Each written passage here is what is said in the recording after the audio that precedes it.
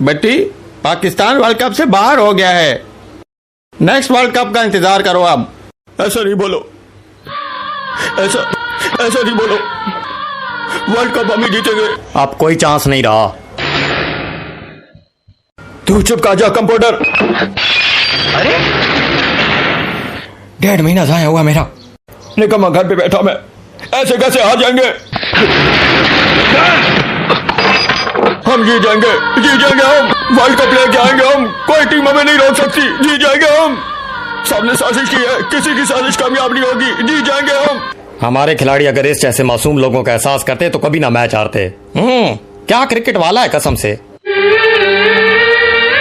Cricket वाले तो बहुत देखे, लेकिन जो ऐसी टीम के लिए पागल हो जाए, ऐसे क्रिकेट वाले को आज पहली बार देखा है।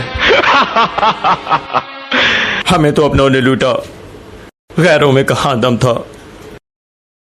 हम भी सेमीफाइनल खेले थे, बस रन रेट कम था।